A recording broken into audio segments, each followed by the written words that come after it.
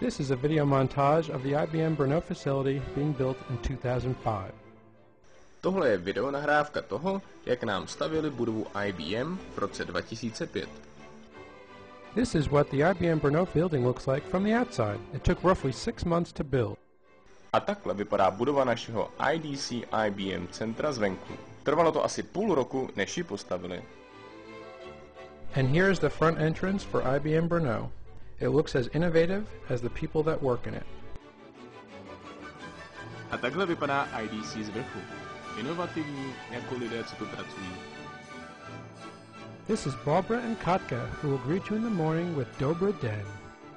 Tohle je Barbara a Káťa. Ty vás každý den pozdraví svým dobrý den.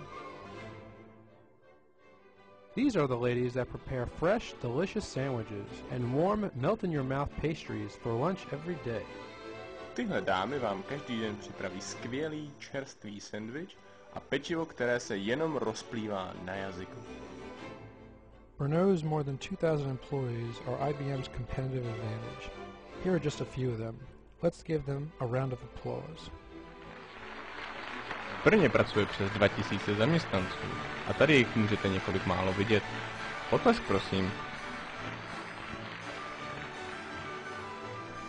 This is the CIO of one of our biggest clients, ABB, meeting with what he refers to as his extended family.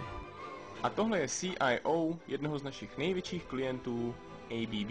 Je v Brně na návštěvě, jak tomu sám říká, své rozšířené rodiny. This is Jean-Claude. He's from the Republic of Congo. Brno is actually home to 70 different nationalities. A tohle je Jean-Claude z Republiky Kongo, z Afriky. Brno je domovem pro téměř 70 různých národností. This is Madalina. She is from Romania.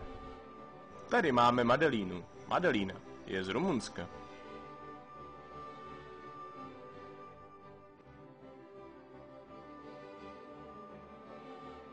And this is me, Chris Siaka, or at least it's my Second Life avatar, Sack Racer. A tohle jsem já, František Šašek, nebo aspoň moje postava v Second Life, F.Š. Martens. Thanks for visiting us in Brno, and this is where I work. Díky, že jste zaskočili na návštěvu do Brna. Tohle je, kde pracuju.